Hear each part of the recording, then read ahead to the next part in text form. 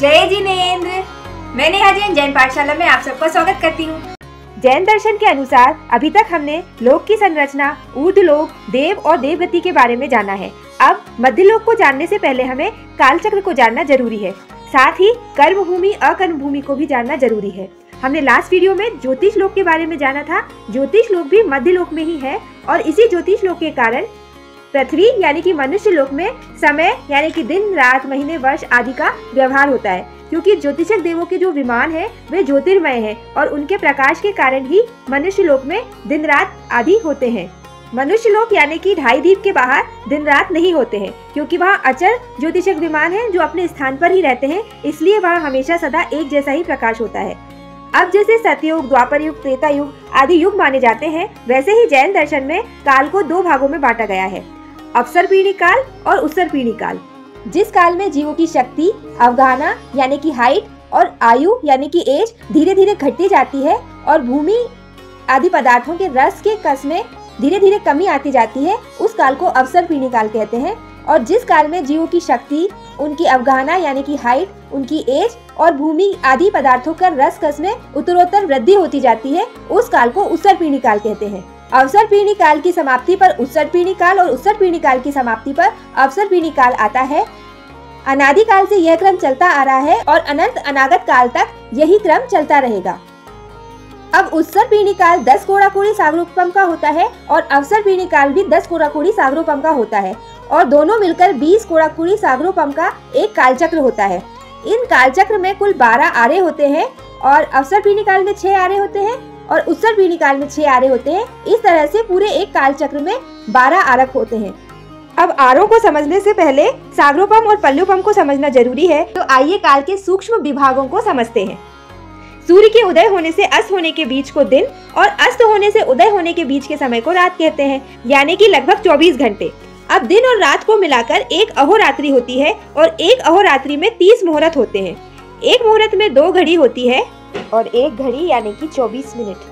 15 दिन रात का एक पक्ष, 2 पक्ष का एक मास, 2 मास की एक ऋतु, 3 ऋतुओं का एक अयन यानी कि उत्तरायण और दक्षिणायन और 2 अयन का एक साल होता है। जो काउंटेबल है वह संख्या जिसकी गणना कर सकते हैं। जो गणना न करके केवल उपमान से जाना जाए उसे असंख्य कहते हैं, जैसे कि पल्लुपम और सागरोपम, और जिसका अंत नहीं है उसे अनंत कहते हैं। काल का सबसे छोटा विभाग जो होता है वह समय होता है, जिसका हम फिर से कोई विभाग या अंश नहीं कर सकते हैं। अब असंख्यात समयों की एक आवलिका होती है और 1,67,77,216 आवलिकाओं का एक मुहूर्त यानी कि 48 मिनट्स, जिसको हम 2 घड़ी भी कहते हैं, वो होता है। एक और शब्द हमें पढ़ने को मिलता है, वो है अंतर मुहूर्त। तो 2 समय से लेकर एक समय कम मुहूर्त को अंतर मुहूर्त कहते हैं, यानी कि 48 मिनट का एक मुहूर्त होता है और टाइम को मापने की जो सबसे छोटी इकाई है वह समय है। तो 2 समय से लेकर के और एक समय कम, 48 मिनट पूरे होने में एक समय कम, वो जो समय अवधि होती है उसको अंतर मुहूर्त कहते हैं। अभी तक हमने जिन भी समय के विभागों की बात की वो सब संख्या होते हैं, यानी कि काउंटेबल होते हैं। अब कुछ समय ऐसे होते हैं जिनको गणना करके नहीं मापा जा सकता है, उनको सिर्फ उपमा से ही मापा जा सकता है। ऐसे समय है पल्लुपम और सागरोपम। तो आइए समझते हैं पल्लुपम और सागरोपम क्या होता है। 2 हाथ की एक कुक्षी होती है, 2 कुक्षी का एक धनुष, 2000 धनुष का एक कोस यानी कि गाउ होता है और 4 कोस का एक योजन होता है। अब 1 योजन लंबे, 1 योजन चौड़े और 1 योजन गहरे किसी कुएं में बालों के असंख्य छोटे छोटे टुकड़े कर दिए जाएं और उस गहरे कुएं में ये बाल ठूस ठूस कर ऐसे भर दिए जाएं कि किसी चक्रवर्ती की सेना भी उस गड्ढे के ऊपर से निकाली जाए तो वो थोड़ा सा भी गड्ढा दबे नहीं। इस तरह से ठूस ठूस कर उसके अंदर यदि बाल भर दिए जाएं और फिर हर 100 वर्ष में एक बाल निकाला जाए तो जितने वर्षों में वो पूरा गड्ढा खाली होगा उतने वर्षों का एक पल्लुपम होता है। यानी कि नॉर्मल लैंग्वेज में हम समझे तो एक पल्लुपम में असंख्य वर्ष होते हैं और ऐसे 10 कोड़ाकोड़ी पल्लुपम, कोटा कोटि यानी करोड़ इंटू करोड़, ऐसे 10 कोड़ाकोड़ी पल्लुपम का एक सागरोपम होता है और 20 कोड़ाकोड़ी सागरोपम का एक पूरा कालचक्र होता है। संक्षेप में पल्लुपम और सागरोपम में असंख्य वर्ष होते हैं। अब आरों को समझने से पहले कर्म भूमि, अकर्म भूमि यानी कि भोग भूमि और कल्प वृक्षों को भी समझना आवश्यक है। सबसे पहले देखते हैं कल्प वृक्ष। कल्प वृक्ष वह वृक्ष होते हैं जो भोग भूमि में रहने वाले मनुष्यों को उनके उपयोग की सारी वस्तुएं प्रदान करते हैं। ये 10 तरह के होते हैं। सबसे पहला है मतंगा, ये वृक्ष मादक रस देने वाले होते हैं। फिर है भृंगांग, ये भाजन बर्तन देने वाले होते हैं। तीसरा है त्रुटितांग, ये वाद्य के समान आमोद प्रमोद के साधन देने वाले होते हैं। चौथा है दीपांग, ये प्रकाश के लिए दीपक के समान फल देते हैं। पांचवा है ज्योति, ये अग्नि की तरह ताप और उष्णता देने वाले होते हैं। छठवा है चित्रांग, ये अनेक प्रकार के और वर्णों के फूल देने वाले होते हैं। सातवां है चित्त रस, इस प्रकार के वृक्षों से अनेक प्रकार के रस मिलते हैं। आठवां है मणियंग, इससे मणि रत्नादि की तरह चमकदार आभूषणों की पूर्ति होती है। नवा है गेहागार, इससे घर, शाला आदि प्राप्त होते हैं। 10वां है अनग्न, यानी कि नग्नता दूर करने वाले अर्थात वल्कल की तरह वस्त्र की पूर्ति करने वाले होते हैं। इन वृक्षों से जो युगलिक मनुष्य होते हैं उनकी खाने पीने संबंधी और निवास संबंधी सारी जरूरी आवश्यकताएं पूरी हो जाती हैं। इसीलिए इन वृक्षों को कल्प वृक्ष कहा जाता है। कल्प वृक्षों की जब हम बात करते हैं तो नॉर्मली हम यह समझते हैं कि इनसे हमें अच्छे से अच्छे मनोहर पकवान, रत्न जड़ित आभूषण आदि जो भी चीजें मांगी जाए वो सभी मिलता है, लेकिन ऐसा नहीं होता है। शास्त्रों में योगलिक मनुष्यों को पृथ्वी, पुष्प और फलमय आहार करने वाले बताया गया है, तो कल्प वृक्षों से उन्हें वही चीजें प्राप्त होती थी। देवीय प्रभाव से कोई इच्छानुसार वस्तुएं हमें कल्प वृक्षों से प्राप्त नहीं होती हैं। यदि ऐसा होता तो उनकी इस तरह की 10 प्रकार की जातियां नहीं बताई जा सकती थी। लेकिन ये 10 तरह के जाति वाले कल्प वृक्ष उस समय के मनुष्यों की सारी इच्छाएं पूरी कर देते थे, इसलिए इस दृष्टि से इन्हें मनोकामना पूरी करने वाला वृक्ष कहा जा सकता है। लेकिन इसका मतलब ये नहीं है कि हम इन वृक्षों से जो मांगेंगे वो सारी ही चीजें हमें मिल जाएंगी। आशा है आपको कल्प वृक्षों का मतलब अच्छे से समझ में आ गया होगा। अब समझते हैं कर्म भूमि और अकर्म भूमि क्या होती है। तो सबसे पहले अकर्म भूमि यानी कि भोग भूमि वह होती है जहाँ की असी मसी और कृषि यानी कि तलवार, कलम और कृषि इन चीजों का यूज नहीं होता है। यहाँ पर युगलिक मनुष्य होते हैं, यानी कि स्त्री पुरुष एक साथ जोड़े से जन्म लेते हैं और एक साथ ही उनकी मृत्यु हो जाती है और वे अपनी सभी आवश्यकताएं कल्प वृक्षों से पूरी करते हैं। लेकिन यहाँ पर धर्म का अभाव होता है, यानी कि लोग धर्म को नहीं समझते हैं। ऐसी भूमि को भोग भूमि कहा जाता है और यहाँ कल्प वृक्षों से ही यहाँ उत्पन्न होने वाले मनुष्यों की सारी आवश्यकताएं पूरी हो जाती हैं और ये मनुष्य बहुत ही सुंदर और सरल स्वभाव वाले होते हैं। भोग भूमि या अकर्म भूमि सुषम सुषम, सुषम और सुषम दुषम आर्य के समय रहती है। मिट्टी का स्वाद सुषम सुषम आर्य में मिश्री के जैसा होता है, सुषम आर्य में शक्कर के जैसा रह जाता है और सुषम दुषम आर्य में गुड़ के जैसा होता है। इन तीनों आर्यों के युगलिकों को युगलिक बच्चे ही पैदा होते हैं, यानी कि नर और नारी ऐसे युगल रूप में बच्चे पैदा होते हैं। ये जो युगलिक होते हैं ये जब इनके आयु के 6 महीने बच जाते हैं उस समय जो युगलिनी होती है यानी कि जो महिला होती है वो एक पुत्र और एक पुत्री के जोड़े को जन्म देती है। सुषम सुषम आर्य के युगलिकों को 49 डेज तक अपने बच्चों का पालन पोषण करना होता है। सुषम आर्य के युगलिकों को 64 डेज तक अपने बच्चों का पालन पोषण करना रहता है और सुषम दुषम आर्य के युगलिकों को 79 डेज तक अपने बालकों का पालन पोषण करना होता है। इतने ही दिनों में उनके बच्चे समझदार और स्वावलंबी हो जाते हैं और उनके माता पिता में से एक को छींक और दूसरे को जम्भाई आती है और उनकी मृत्यु हो जाती है।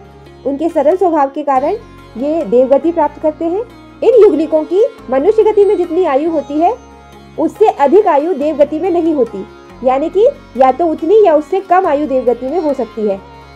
इनकी मृत्यु के बाद जो उस क्षेत्र का अधिष्ठाता देव होता है वो युगल के मृत शरीर को क्षीर समुद्र में ले जाकर विसर्जित कर देता है।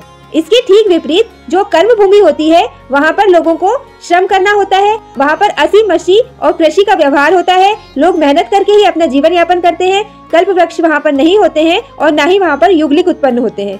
तो इस तरह से कर्म भूमि और अकर्म भूमि को समझा जा सकता है। अब समझते हैं कि आर्य क्या होते हैं।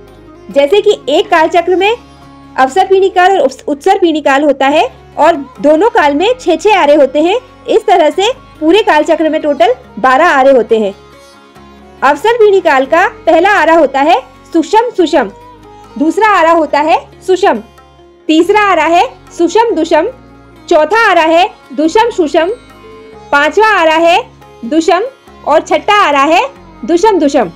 अब हम आरो को समझते हैं। जैसा नाम से ही स्पष्ट है, सुषम यानी सुख और दुषम यानी दुख। अब जहाँ सुषम सुषम आ रहा है वहाँ सुख ही सुख होता है, और जहाँ दुषम है यानी वहाँ दुख है। एक बार सुषम यानी थोड़ा कम सुख पर दुख नहीं है, और जहाँ सुषम दुषम है वहाँ सुख ज्यादा है, दुख कम है। जहाँ पर दुषम सुषम है वहाँ दुख ज्यादा है, सुख कम है। अभी अवसर पीढ़ी काल का 5वां आरा दुषम चल रहा है। इसके बाद 6वां आरा दुषम दुषम आएगा। फिर उत्तर पीढ़ी काल आएगा, उसमें भी यही सारे आरे आएंगे, लेकिन उल्टे क्रम में। यानी उत्तर पीढ़ी काल का पहला आरा वापस से दुषम दुषम ही होगा। फिर धीरे धीरे दुषम दुषम सुषम और अंत में सुषम सुषम नामक 6वां आरा लगेगा। अवसर पीढ़ी काल में वर्ण, गंध, रस, स्पर्श, अवगाहना यानी कि हाइट और आयु यानी कि एज, ये विभिन्न आरों में धीरे धीरे घटती है, इसीलिए इसको अवसर पीढ़ी काल कहते हैं। और इसके ठीक विपरीत उत्सर्ण पीढ़ी काल में ये सारी चीजें विभिन्न आरों में धीरे धीरे बढ़ती है, इसी कारण इसे उत्तर पीढ़ी काल कहते हैं। इसी कारण जो अवसर पीढ़ी काल का प्रथम आरा होता है वही उत्तर पीढ़ी काल का अंतिम आरा होता है, जो कि सुषम सुषम आरा है। अब दोनों काल के सुषम सुषम और सुषम दुषम आरों में भोग भूमि जैसी व्यवस्था होती है, यानी कि तब युगलिक मनुष्य और युगलिक ही तिर्यंच उत्पन्न होते हैं और उनकी सारी इच्छाएं कल्प वृक्षों से ही पूरी होती है।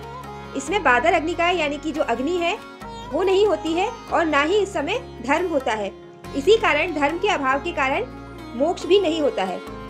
उत्तर पीढ़ी काल का चौथा आरा जो कि सुषम दुषम है, उस आरे के करोड़ पूर्व के बीत जाने के बाद से, और अवसर पीढ़ी काल के तीसरे आरा जो कि सुषम दुषम है, उसके 2/3 विभाग तक कल्प वृक्ष होते हैं और वहाँ भोग भूमि जैसी व्यवस्था होती है।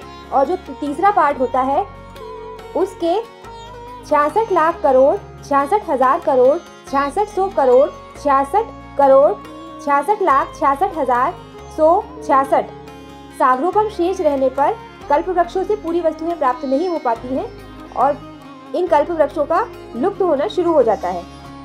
एवं इसके पहले और बाद में कर्म भूमि होती है, यानी कि वहाँ असी मसी कृषि अर्थात तलवार और युद्ध और कलम का और कृषि का व्यवहार होता है।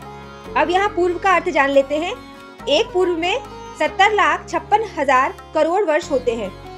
दुखम सुखम आरों में, जो कि उत्तर पीढ़ी काल का तीसरा आरा होता है और अवसर पीढ़ी काल का चौथा आरा होता है, इसी आरे में 23 तीर्थंकर, 11 चक्रवर्ती, 9 बलदेव, 9 वासुदेव, 9 प्रतिवासुदेव का जन्म होता है। साथ ही 24 कामदेव, 11 रुद्र और 9 नारद का भी इसी आरे में जन्म होता है। अंतर सिर्फ इतना है कि उत्तर पीढ़ी काल में 1 से लेकर 23 तीर्थंकरों का जन्म होता है और अवसर पीढ़ी काल में दूसरे से लेकर 24वें तीर्थंकर का जन्म होता है। तो जो आखिरी और पहले तीर्थंकर हैं वो सुखम दुखम आरे में उत्पन्न होते हैं, जो कि उत्तर पीढ़ी काल का चौथा आरा होता है और अवसर पीढ़ी काल का तीसरा आरा होता है। दुखम सुखम आरे में ही देव, नरक, मनुष्य, त्रियंच और मोक्ष इन 5 गतियों में जाया जा सकता है। एवं सुषम दुषम आरे में जब तक धर्म का विच्छेद नहीं होता तब तक ही मोक्ष में जाया जा सकता है। सुखम दुखम आरे में उत्तर पीढ़ी के 24वें तीर्थंकर और अवसर पीढ़ी के पहले तीर्थंकर का जन्म होता है। साथ ही 14 या 15 कुलकरों का भी जन्म इसी आरे में होता है। कुलकर अन्य मतों में जो मनु समझे जाते हैं वही जैन धर्म में कुलकर के नाम से जाने जाते हैं। कुलकर के बारे में विस्तृत जानकारी हम किसी अन्य वीडियो में देखेंगे। अभी अवसर पीढ़ी काल का 5वां आरा दुषम चल रहा है। इस आरे में मोक्ष नहीं होता है। जो चौथे आरे में पैदा हुए व्यक्ति होते हैं सिर्फ उन्हीं का 5वें आरे में मोक्ष होता है। आरों के बारे में और भी बहुत सारी जानकारी उपलब्ध है, लेकिन एक अकेले वीडियो में इतना सारा समझाना मुश्किल है, इसलिए इस तालिका के माध्यम से आरों के मनुष्यों की एज, हाइट, आरों का ड्यूरेशन और मनुष्यों के आहार करने का ड्यूरेशन, ये समझकर इस वीडियो को एंड करते हैं। तो आइए इस तालिका को देखते हैं। यहाँ हम जो तालिका देख रहे हैं वो अवसर पीढ़ी काल की है। ठीक इसकी अपोजिट तालिका उत्तर पीढ़ी काल की होती है। मतलब कि यहाँ पर जो सुषम सुषम पहला आरा है वो वहाँ पर सुषम सुषम आखिरी आरा होता है। यहाँ पर सुषम सुषम में मनुष्य की आयु 3 पल्योपम से 2 पल्योपम है। मतलब आरे के स्टार्टिंग में 3 पल्ले होते हैं और एंड होते होते 2 पल्ले हो जाती है।